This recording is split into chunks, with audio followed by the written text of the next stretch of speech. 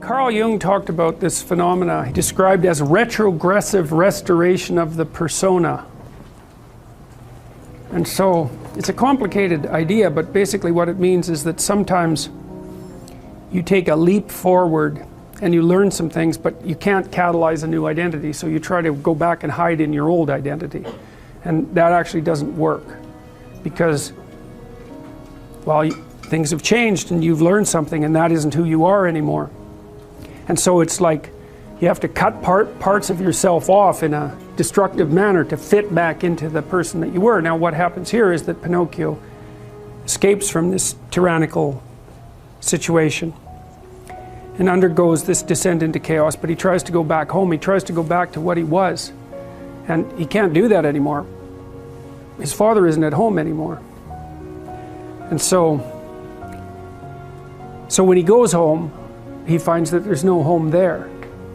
Now, this happens to people sometimes, and it's often a shock to them. So one of the things I've noticed about Peter Pan type, I'm going to speak about men here because I've observed it more in men, is that they'll often stay under the thumb of their father. And you think, well, why would someone do that? Because it means they're subject to the tyrannical judgment of their father. They're always concerned about what their father would think, or whether their father approves of them, and so forth. And you think, well, that's got to be an unpleasant place to be. Why would you do that? One of the things that I've suggested to my clients and to other people sometimes is that here's a weird little exercise that you can undertake, a little thought experiment. So you have your parents, and of course your parents have friends who are about their age, and maybe some of them are people you only know peripherally. And I might ask you, well, do you care more about what your parents think than you care about what these peripheral people who know your parents think?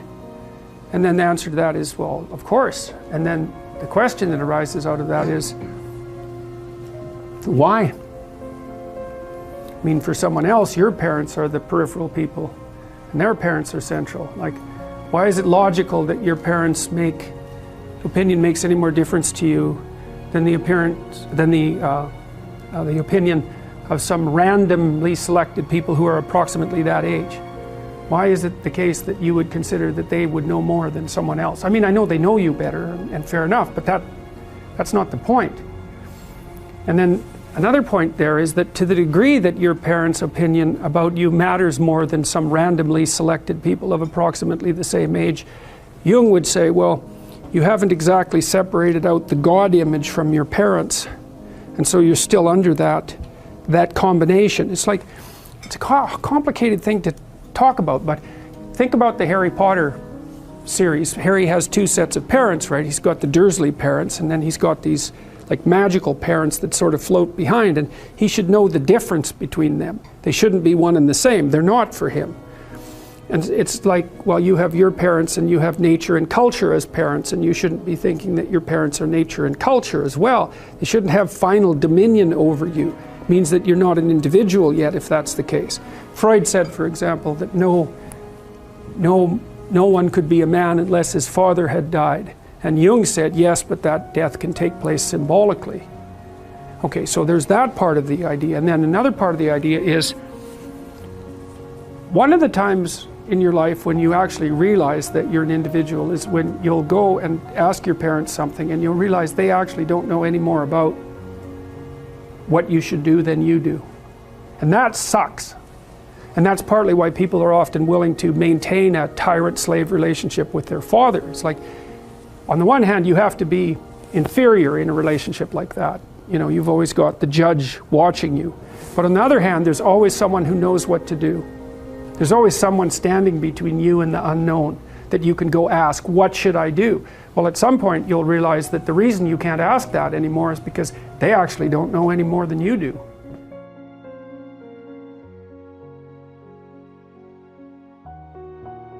Turns out that the way that we're constructed neurophysiologically is that we don't experience any positive emotion unless we have an aim and we can see ourselves progressing towards that aim. It isn't precisely attaining the aim that makes us happy. As you all know, if you've ever attained anything, because as soon as you attain it, then the whole little game ends. Then you have to come up with another game, right? So it's Sisyphus, and that's okay, but it does show that the attainment can't be the thing that drives you because it collapses the game. That's what happens when you graduate from university. It's like you're king of the mountain for one day, and then you're like surf at Starbucks for the next 5 years, you know? So, yeah. So what happens is that human beings are weird creatures because we're much more activated by having an aim and moving towards it than we are by attainment. And what that means is you have to have an aim, and that means you have to have an interpretation. And it also means that the nobler the aim, that's one way of thinking about it, the better your life. And that's a really interesting thing to know because, you know, you've heard ever since you were tiny that you should act like a good person and you shouldn't lie, for example. And you might think, well, why the hell should I act like a good person and why not lie? You know, even a 3-year-old can ask that question because smart kids learn to lie earlier, by the way. And they think, well, why not twist the fabric of reality so that it serves your specific short-term needs? I mean, that's a great question. Why not do that? Why act morally? If you can get away with something and it brings you closer to something you want, well, why not do it? These are good questions. It's not self-evident. Well, it seems to me tied in with what I just mentioned. It's like you destabilize yourself and things become chaotic. That's not good. And if you don't have a noble aim, then you have nothing but shallow, trivial pleasures, and they don't sustain you. And that's not good because life is so difficult, it's so much suffering, it's so complex. It ends and everyone dies and it's painful. It's like without a noble aim, how can you withstand any of that? You can't. You become desperate, and once you become desperate, things go from bad to worse very rapidly when you become desperate. And so there's the idea of the noble aim, and it's not something. It's something that's necessary. It's the bread that people cannot live without, right? That's not physical bread. It's the noble aim. And what is that? Well, it was encapsulated in part in the story of Marduk. It's to pay attention. It's to speak properly. It's to confront chaos. It's to make a better world. It's something like that. And that's enough of a noble aim so that you can stand up without, cringing at the very thought of your own existence, so that you can do something that's worthwhile to justify your wretched position on the planet. So now the literary issue is that, look, you take a text, you can interpret it a variety of ways, but that's not right. This is where the postmodernists went wrong, because what you're looking for in a text, and in the world for that matter, is sufficient order and direction. So then we have to think, well, what does sufficient order and direction means? Well, you don't want to suffer so much that your life is unbearable, right? That just seems self-evident. Pain argues for itself. I think of pain as the fundamental reality because no one disputes it, right? I mean, even if you say that you don't believe in pain, it doesn't help when you're in pain. You still believe in it, right? You can't pry it up with logic and rationality. It just stands forth as what the fundament of existence, and that's actually quite useful to know. Say, well, you don't want any more of that than is absolutely necessary. And I think that's self-evident. And then you say, well, wait a minute, it's more complicated than that. You don't want any more of that that's necessary today, but also not tomorrow and not next week and not next month and not next year. So however you act now, better not compromise how you're going to be in a year, because that would just be counterproductive. That's part of the problem with short-term pleasures, right? It's like act in haste, repent at leisure. Everyone knows exactly what that means. So you have to act in a way that works now and tomorrow and next week and next month and so forth. And so you have to take your future self into account.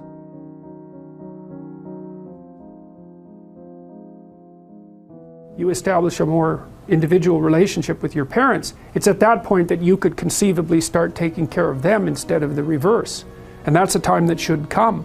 But you have to let that image of perfection go. And that exposes you.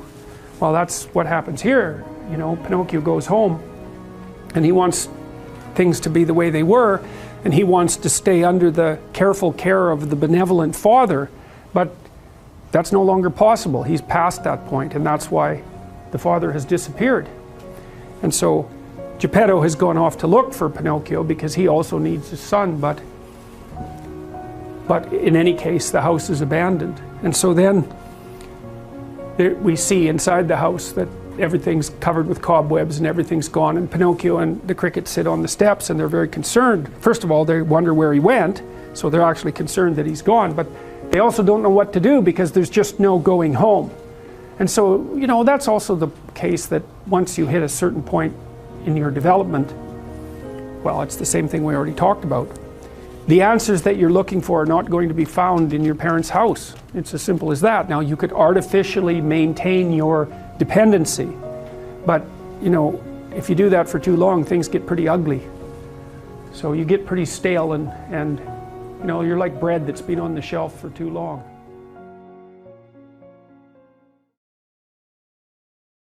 So you're aiming at some handleable amount of time, and you posit a goal in there, and you plot your route, and then that tells you what's up and tells you what's down, because up moves you towards the goal and down moves you away from the goal, and that sets up your motivational framework so that you have something worth attaining. You know, that's a really interesting thing to know too, is like, why have a goal? Well, it's easy. No goal, no positive emotion. Because you experience positive emotion by noticing that you're moving towards a goal. And so if you don't have a goal, well, you can't have any positive emotion. So you better have a goal. And so you might say, well, what should the goal be? Well, we could start by saying, well, any goal is better than none. And then we might say, well, it should be a goal that other people will let you pursue, because otherwise it's going to be kind of difficult. And maybe they'll be even happy to help you pursue it. That would even be better. And maybe it's a goal that would enable you to learn how to pursue other goals while you pursue that goal. Boy, that would really be good. And so you can see that your goal is parameterized, but that doesn't mean that any old goal works. It means there's some goals that work nicely and some not so nicely. There are playable games and non-playable games. That's a good way of thinking about it. And you want to have a playable game. And there's a lot of them. Lawyer, plumber, you know, actor, whatever. They're playable games. And it's not obvious which one's better, but it's certainly obvious which ones are sustainable and which ones are worse. And so there's a set of playable games, and you need to extract from that set of playable games a game that suits you. And that would be partly due to your temperament, you know, because extroverted people want to play an extroverted game, and highly neurotic people want to play a safe game, and agreeable people want to play a generous game, and disagreeable people want to play a game that's highly competitive so they can win, and, you know, fine. But they're all within the realm of playable games, and that means they're socially acceptable as well. And so that means it isn't just arbitrary, it isn't just relative what you decide to do. It's heavily parameterized. There's a set of playable games, and it's large. The set is large, but there are commonalities within it, and that's why there are commonalities. That's why morality has a common basis fundamentally. And so that's partly what we're trying to investigate, is like, what's up? What does up mean? What does it mean? Is there such a thing? Now, one thing to remember is that if you don't erect a hierarchical structure with something to aim at, you got no positive motivation, because you experience positive motivation in relationship to a goal, not from attaining the goal. That's satisfaction. And besides, it's fleeting. You know perfectly well, you graduate from university, poof, next day you have a problem, which is, what do you do next? And that's a tough problem. It's not like you've solved your problems by winning that game. You just introduced the problem of having to introduce another game. So it's unreliable as a source of positive emotion, but what's reliable is you set a goal and you try to attain it, and then that gives your life, that literally provides your life with meaning. That's what meaning is. Now, it's more than that, but that's what it is. And so then you might ask yourself, well, what's a really good goal? Well, that's what we're trying to figure out. What's a really good goal?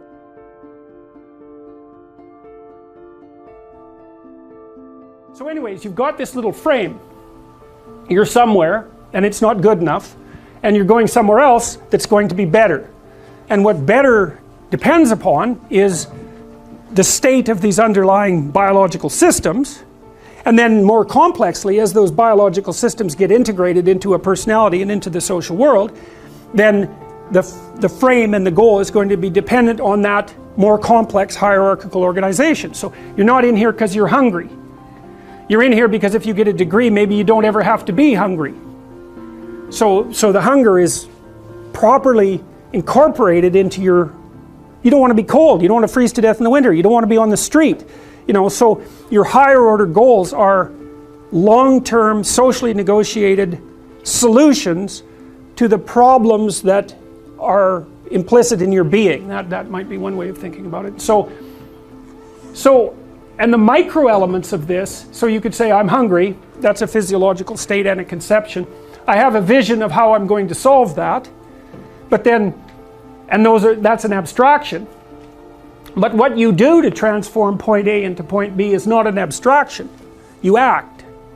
So if you're hungry, you actually move your body, say down from the second floor into the kitchen, and you arrange things so that there's transformations in the world. And that's a good way of thinking about the relationship between the mind and the body. Your hypothetical solution to your problem, that's the mind.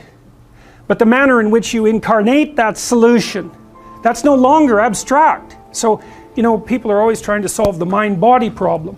And that's, as far as I can tell, that's how you solve it, is you have abstractions, but they're not abstractions that are representations of the world. They're abstractions that are representations of action patterns. And the way those are implemented in the world is that you act them. And so it's strange because you've got this weird level of control, I can move my arm, and I seem to be able to do that voluntarily, but I really have no idea how I'm doing it. Like, I don't have conscious access exactly to the musculature, except technically, and I certainly have no idea what I'm doing chemically to make those muscles transform. But my abstractions ground out in this movement, and I can observe the movement and modify it, but I have no conscious access whatsoever to the micro processes that are making that possible. I have no idea why that is. Probably because I'm not smart enough. That would be my guess, right? Is evolution is only going to allow your mind to control those elements of your being that you're smart enough to control. And so you don't get voluntary control over your heartbeat, for example, because you just forget, and then you'd be wandering around, and then you'd forget to beat your heart, and bang, you'd be dead. So you don't get to do that. So, all right, so all these different, I classified these again as self-propagation and self-maintenance motivations. And so if you're too hot, well, you want to go somewhere cooler, and if you're too cool, you want to go somewhere hotter. And same if you're thirsty and hungry. And for self-propagation, well, you get lonesome, and maybe you have some sexual desire, and each of those different systems competes for access to this central frame, and that's something like the contents of your consciousness at any given time. So up pops a desire, but it's the wrong way of thinking about it, because a desire sounds like something that's pushing you forward, but the desire is goal, framework, emotion, perception, action, pattern, all at the same time. It's a little personality, or it's a little story. Actually, when you describe the operation of one of these things, that's when you're telling a story. So I was somewhere, I needed something, I went and got it. It's a boring little story, but that's the basic unit of a story, right? Because I don't care to hear what you're doing unless you had a reason for doing it. So I just say, what's the point of the story? And the point of the story is the point. It's directional, right? It says, I went from here to there, that's the point. Here's how I did it, that's the point. And you're interested in that because maybe you want to know how to do it too. And you won't have to struggle through it like I did, you could just listen. And so we're always throwing these little units of information back and forth to each other. And for good reason. I want to know what your point is. Because better I learn it from you than make all the mistakes that you had to make when you were learning it.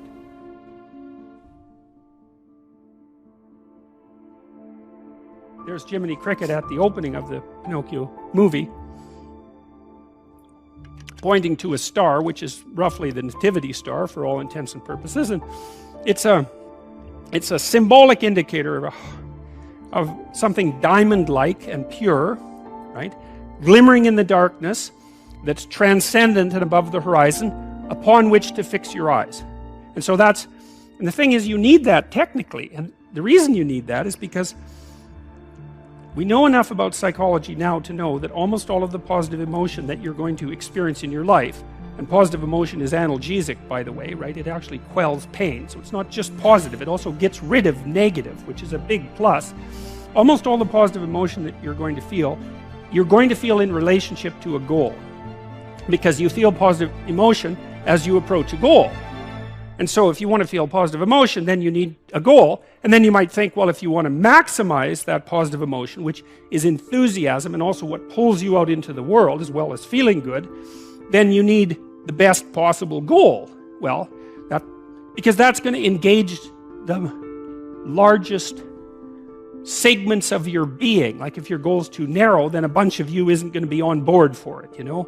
If the goal is well developed and multifaceted, then all of you can partake in that. Even your negative elements, even your anger and your fear can get on board with that, let's say. So you need a goal, man, that's worthy. You got to think, you need a goal that justifies the tragedy and malevolence of life. That seems to be the bottom line. Now maybe you think, well, there's no goal that can do that. It's like, well, there are still better and worse goals. So, and I'm not convinced that there are no goals that can do that. I think that's an open question. You'd never know that until you pursued the proper goal long enough to find out who you would be as a consequence of pursuing it. So that's also your destiny or your existential voyage, right? It's also not something that anyone else can do for you. Someone can say, get your act together for Christ's sake and get at it. That'll make the world unfold best for you, but there's no way you can know that without doing it.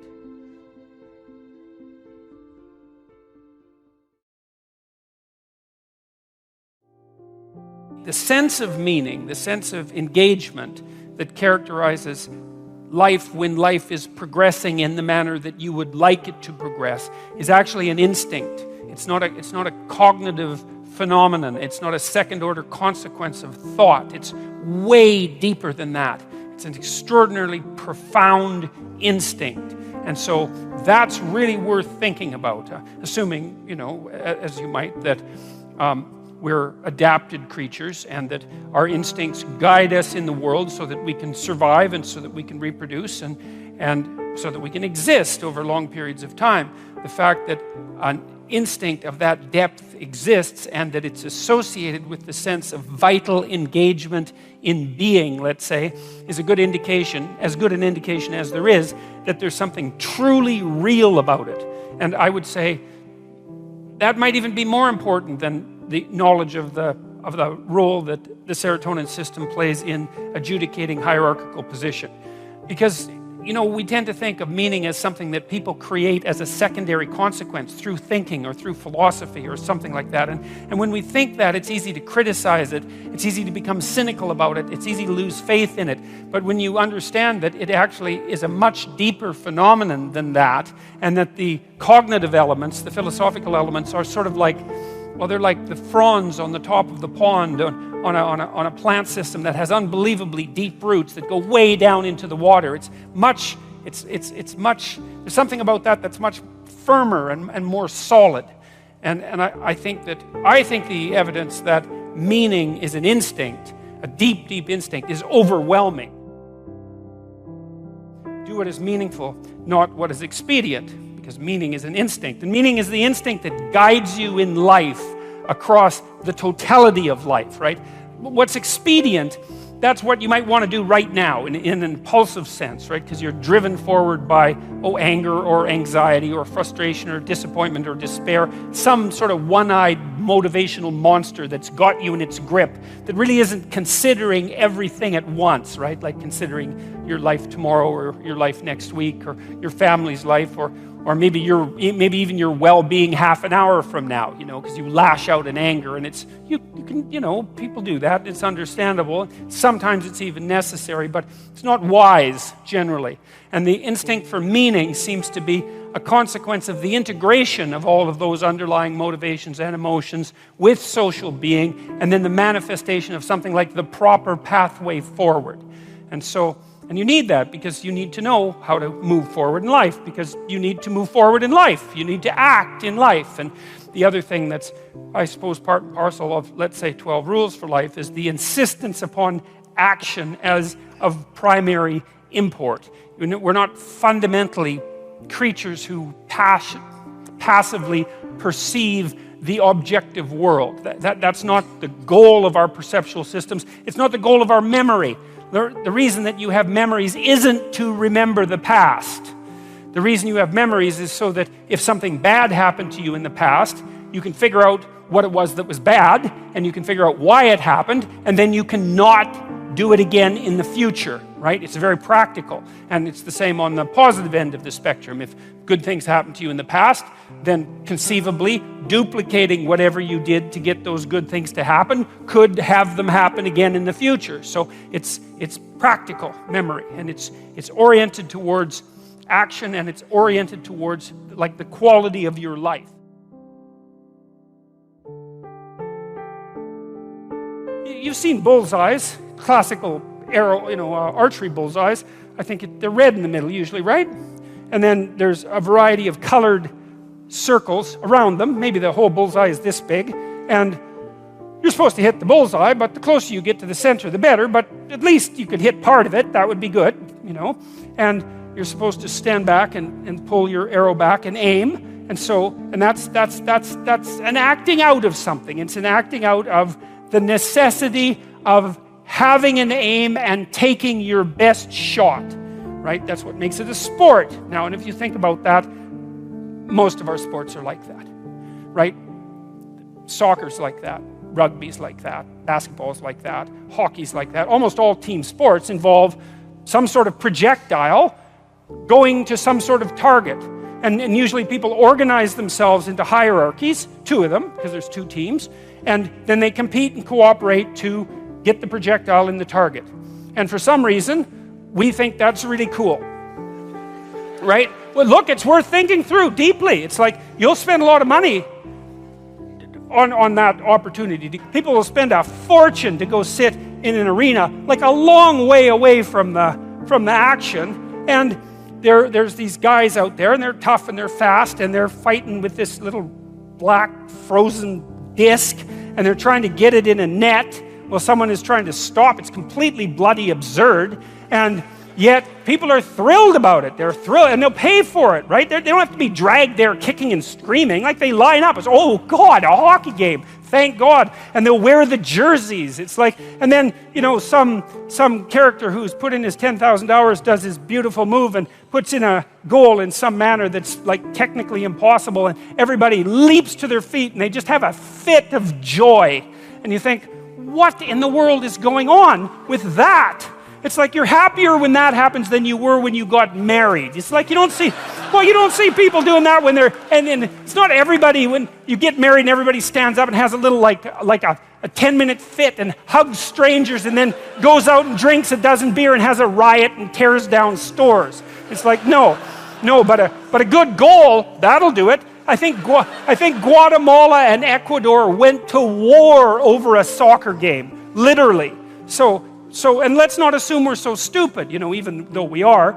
Let's not assume it. There's something behind this. It's like, we really like to see people take careful aim and hit the target. And we really like to see them cooperate and compete in an expert manner to do that. And we really like to see them do that in a way that stretches their ability beyond what we would normally be able to see, right? Because it's nice to go to a competent display of athletics, but now and then you see these like soccer goals on YouTube where these crazy characters, they flip around in the air and they're like 8 feet off the ground, completely backwards, and they kick the ball 4 feet to the side of the goalie. It's just impossible. Like they're 100 yards away and it's perfect. And you think, right on.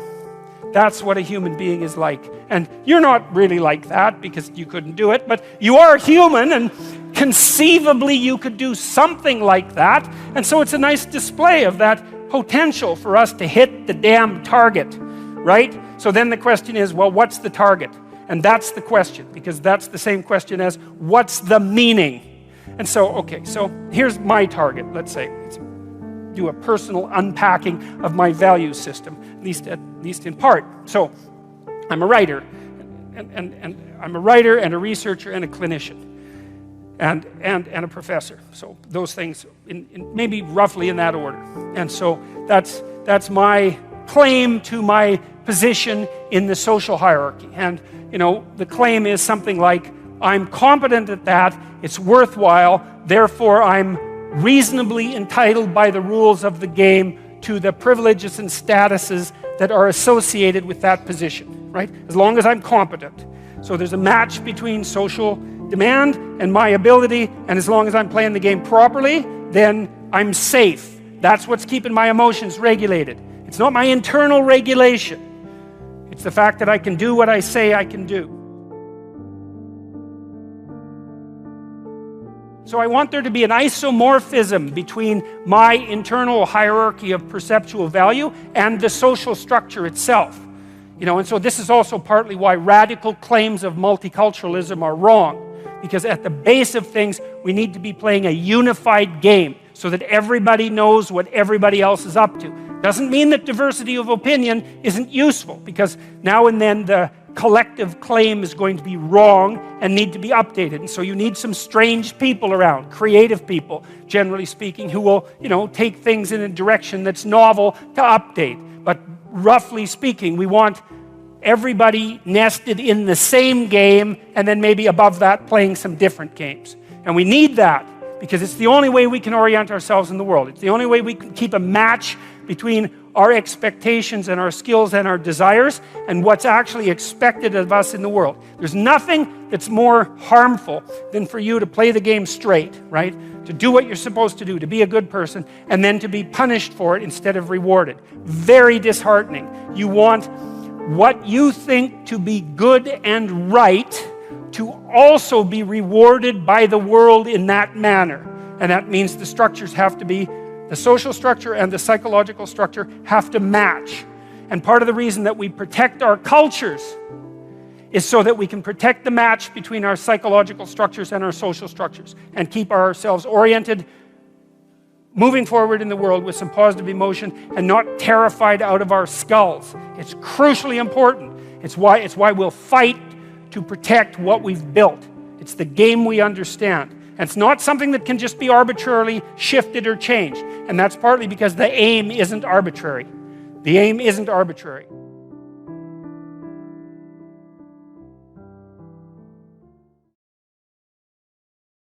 And he basically said, most people have problems in living, they don't have psychological problems.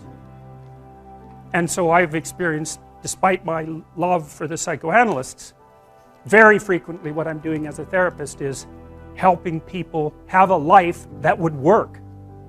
You know, and you can parameterize that. It's like, what do you need? How about some friends? That people kind of like that. How about an intimate relationship with someone that you can trust, that maybe has a future? That'd be good. How about a career that puts you in a dominance hierarchy somewhere, so at least you've got some possibility of rising, some possibility of stabilizing yourself, and a schedule and a routine, because no one can live without a routine. You just forget that. If you guys don't have a routine, I would recommend, like, you get one going, because you cannot be mentally healthy without a routine. You need to pick a time to get up. Whatever time you want, but pick one and stick to it, because otherwise you dysregulate your circadian rhythms and they regulate your mood.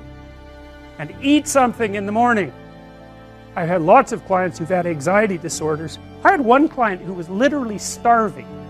Very smart girl. There was very little that she liked. She kind of tried to subsist on like half a cup of rice a day. She came to me and said, I have no energy. I come home, all I want to do is watch the same movie over and over. What, like, is that weird? And I thought, well, it depends on how hard you work. You know, it's a little weird, but whatever. It's familiar. You're looking for comfort. So I did an analysis of her diet. It's like 3/4 of a cup of rice. It's like, you're starving. Eat something. You know, you'll feel better. So she modified her diet and all her anxiety went away and she had some energy. It's like, yeah, you got to eat. So a schedule, that's a good thing, man. Your brain will thank you for it. It will stabilize your nervous system. With a bit of a plan, that's a good thing. You need a career, you need something productive to do with your time. You need to regulate your use of drugs and alcohol, most particularly alcohol, because that does in a lot of people. You need a family, like the family you have, your parents and all that. It'd be nice if you all got along, you could work on that, that's a good thing to work on. And then, you know, you probably need children at some point, and that's life. That's what life is. And if you're missing, you know, you may have a good reason to not be operating on one of those dimensions. It's not mandatory, but I can tell you that if you're not operating reasonably well on 4, I think I mentioned 6, if you're not operating reasonably well on at least 3 of them, there's no way you're going to be psychologically thriving. And that's more pragmatic in some sense than psychological, right? Human beings have a nature, there's things we need, and if we have them, well, that's good, and if we don't have them, well, then we feel the lack. And so behaviorists, behavioral psychologists concentrate a lot more on that sort of thing. You know, it's practical, it's like strategizing, make a career plan, figure out how to negotiate, because that's bloody important, figure out how to say what you need, figure out how to tell the truth to people, figure out how to listen to your partner in particular, because if you listen to them, they will actually tell you what they want, and sometimes you can give it to them and maybe they'll return the favor, and if you practice that for like 15 years, well, then maybe you're constantly giving each other what you want. Well, hooray, that would be good. And then there's 2 of you under both circumstances, and it's better to have 2 brains than 1, because people think differently because of their temperament mostly. And so the negotiation is where the wisdom arises, and it's part of the transformation, the psychological transformation that's attendant on an intimate relationship, and one of the fundamental purposes of a long-term intimate relationship.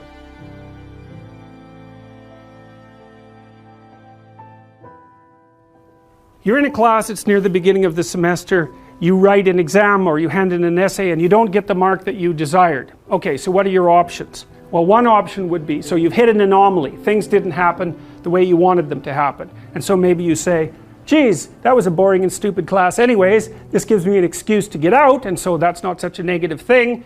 Or you think, oh, well, I really better buckle down and study, and you decide to stay in the class. So basically what you've done is maintained your framework, I'm going to work through this class, but you've decided to modify some of the subroutines that make up that frame. You say, well, I should study more next time, or I have to prioritize this class compared to other classes. So it's a micro alteration within the overarching framework. But another thing you can do is say, to hell with the class, I'll just drop it. And so the advantage to that is problem gone. The disadvantage is, well, now you have a different problem, which is, okay, fine, you drop the class, do you have another class that you can replace it with? Is that a good way of dealing with a micro failure, you know, to move up a level of analysis and throw out the whole frame? Because you could also say, well, maybe I should just drop out of university and maybe I should go hang myself, you know.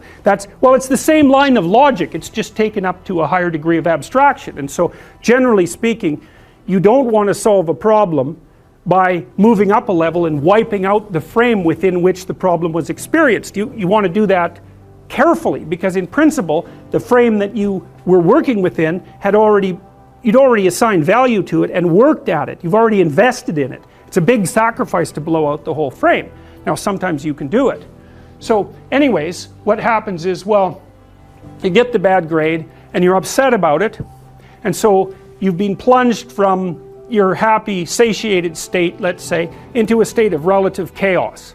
And the chaos is, oh, I hit an obstacle, I didn't expect it, and now I don't know what to do. And so what does it mean to not know what to do? Well, it can mean I need to study harder. It can mean I should drop this course. It can mean I should major in a different subject. It could mean maybe I shouldn't be in university. It could mean maybe my future plans have been formulated badly. It can mean my future plans have been formulated badly because I don't understand myself very well and I've been telling lies about my past, right? The thing can really expand on you.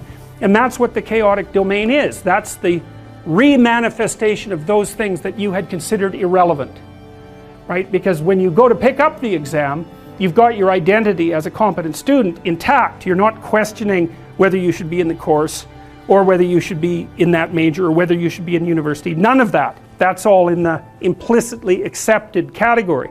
And as soon as the anomalous event emerges, all of those things that you had rendered axiomatic start to become questionable. And that's like the shark coming up from the depths to pull you down. And that's the classic way of representing that and of symbolizing it. That's Jonah and the whale, for example. So it's something is manifests itself from the deep unknown and pulls you under, like an alligator at a water hole, which is, I'm sure, one of the sources from which we derived that particular kind of mythological representation. Because you can imagine that when we were on the veldt, after living on trees, we had to go down to the damn water holes, and you've watched enough nature programs to know what a Nile crocodile can do to a water buffalo. It's not pretty.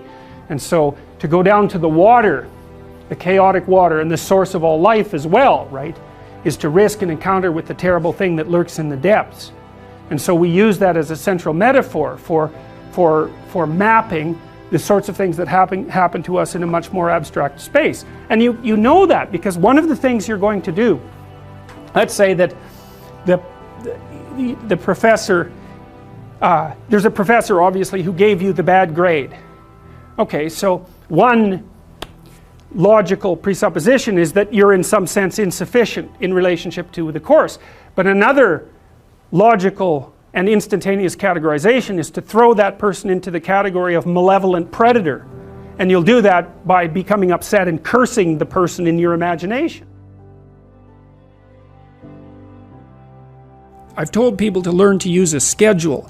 And people often hate schedules because they act as their own tyrants, right? They say, well, you have to do this unpleasant thing, and then here's another unpleasant thing you have to do, and then you have to do this unpleasant thing, and you do that for about 3 days, and you think, to hell with this, I'm not doing that, you know, and you fall off the wagon. That isn't what you're supposed to do with a schedule. You're supposed to use it to design the days that you would like to have if you were taking care of yourself. And so some of that is, you know, you wake up in the morning and you think, here's 5 things I have to do that if I don't do, my life will be worse. It's like paying bills, for example, or taking out the garbage. It's like you have to do those because otherwise things degenerate. So you got to put some of those in the schedule because otherwise tomorrow is worse than today, and that's a bad trajectory. But you also want to build in things, you know, you got to act in some sense like you're dealing with a relatively recalcitrant 9-year-old. It's like, so, well, here's some things you have to do, but here's some things that if you do, you could reward yourself with. And if you get the balance there between obligation and reward right, then you'll find that you're motivated to do the things. And that's what you want to do. You want to do that so it's sustainable across days and weeks and months.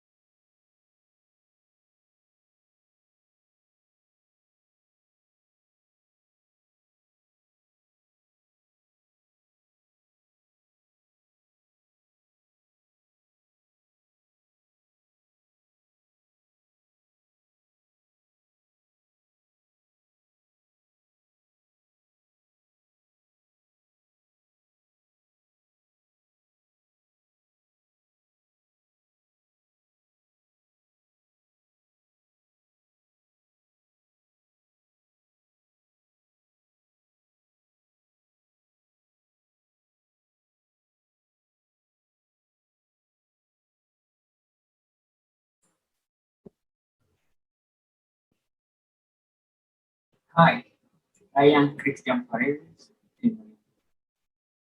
My presentation is the subject is who to stop dangerous ladies at start improving your life of Jordan Peterson.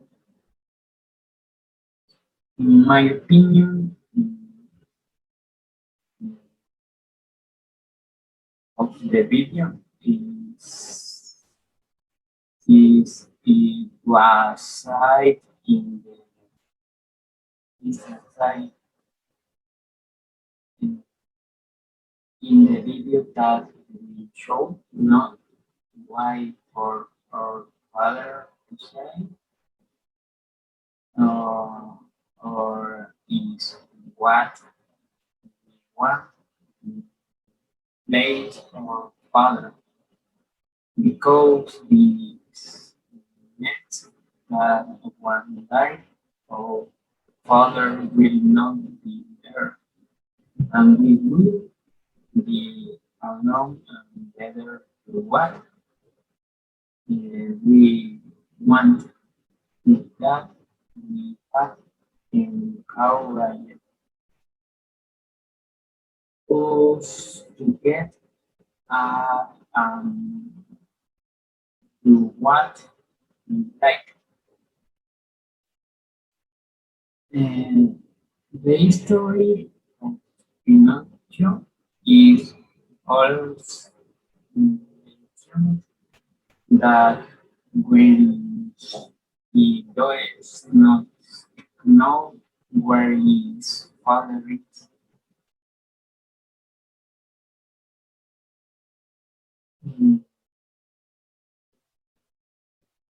he becomes sad and does not stay still. He, he goes out to look for the pet. He wants to spread the sunny king that he looks for his father as a gift.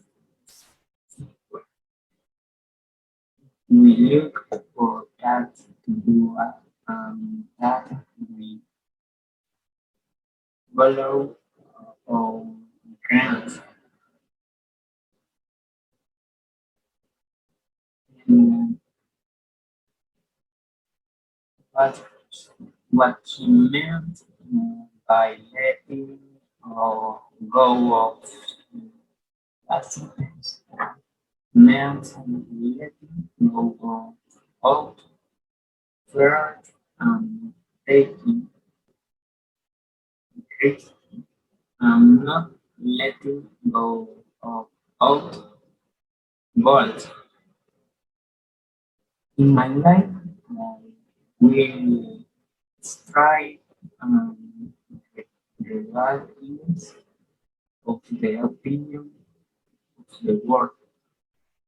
I will find a way to achieve uh, my dreams and strive and do more is what psychology is very, very interesting. The psychology Jordan Peterson. Thank you for your attention. Bye.